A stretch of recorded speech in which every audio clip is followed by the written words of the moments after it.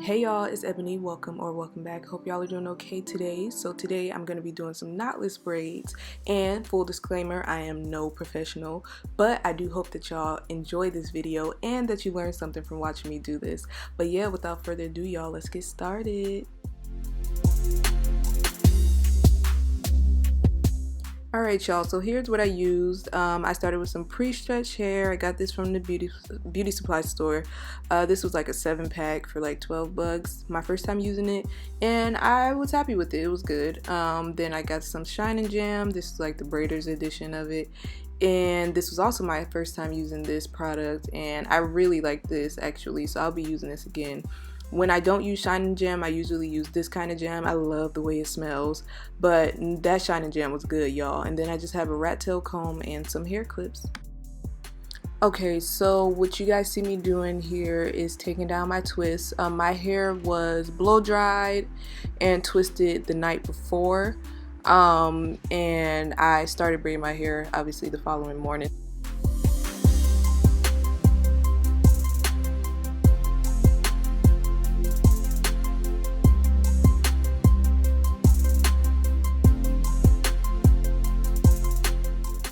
So I am roughly finger parting my hair right here. I always start in the back. That's just what I do. I think everybody starts there. So I'm just parting my hair with my fingers, and then I'm trying to just measure and see if like the part looks straight enough, like from, you know, start to finish. And then if I find that the part is like decent right there, I'll actually straighten out the part with my rat tail comb, and that's what I'm doing right here. I took some of that what is it, Let's Jam, Just Jam, whatever it's called. I took the jam and applied that to that rough part before I actually, you know, parted with the comb. I actually like this jam. This is my first time using it. I usually use a different brand of jam, but this one was nice. It was thick and it actually like held my hair down, so I like that.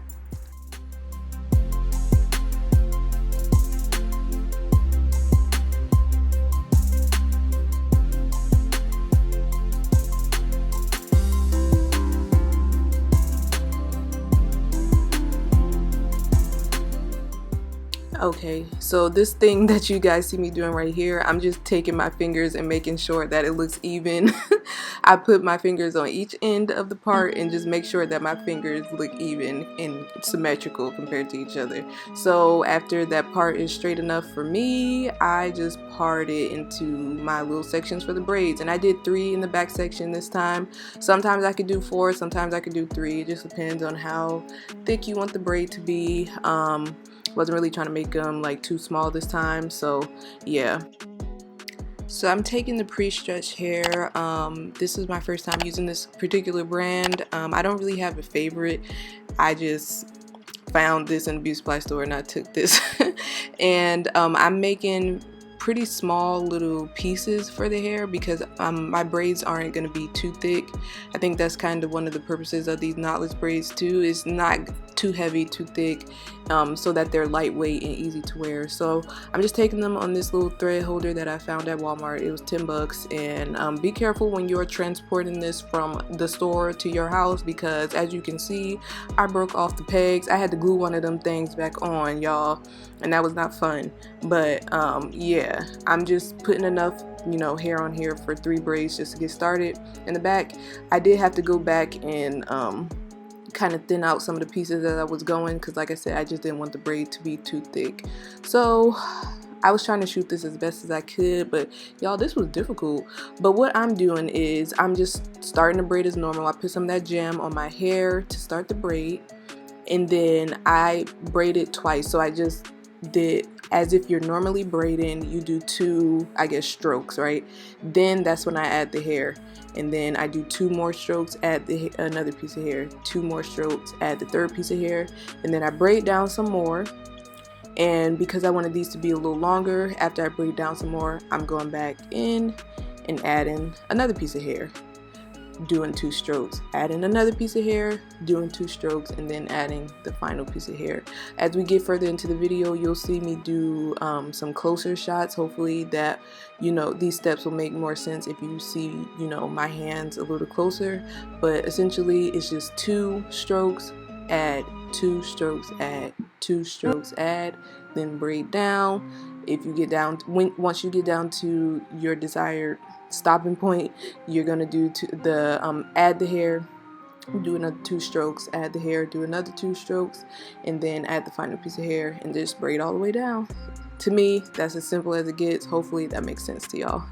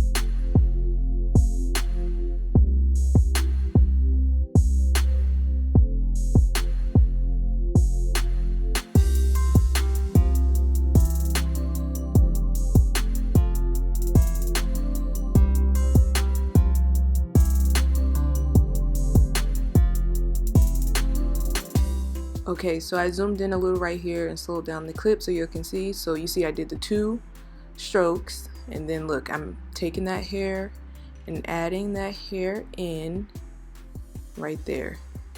1, 2, and I'm basically adding the hair between my index finger and my thumb, if I remember correctly. And then 1, 2, taking another piece of hair, right?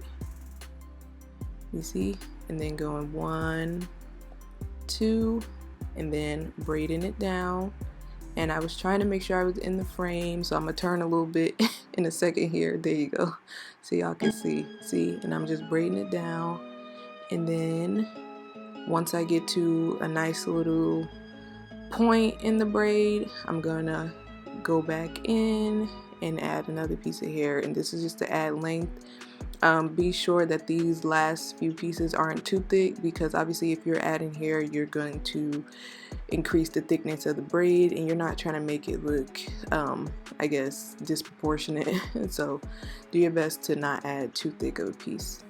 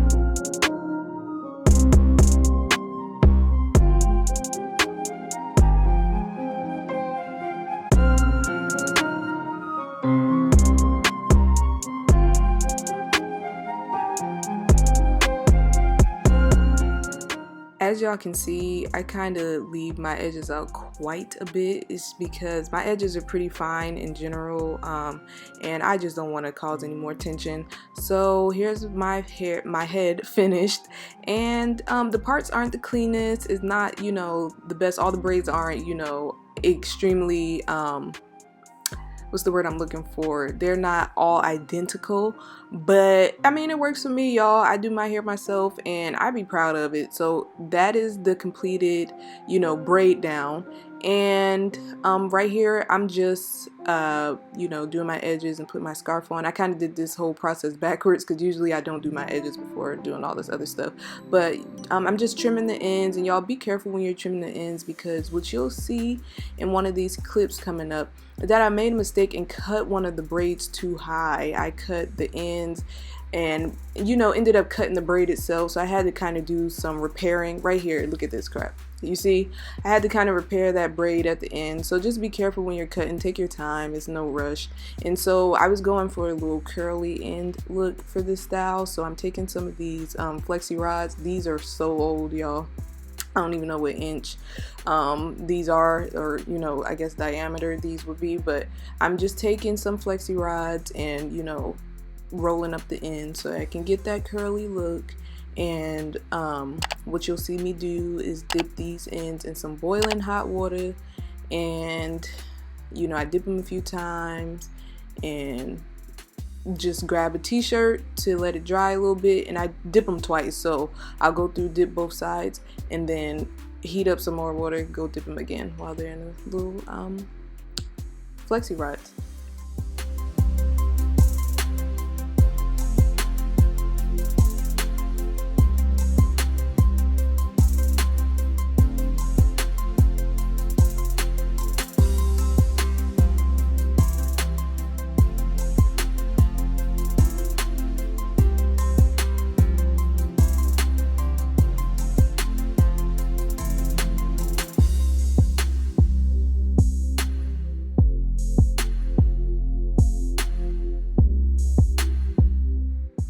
After I've taken all those Flexi rods out, I just go through and separate them. And these curls were a little too tight for my liking, but over time they do fall and they're not as tight. But y'all just be cautious. You might want to, you know, definitely consider the size of your Flexi rods, because yeah, I wasn't really feeling those tight curls, y'all.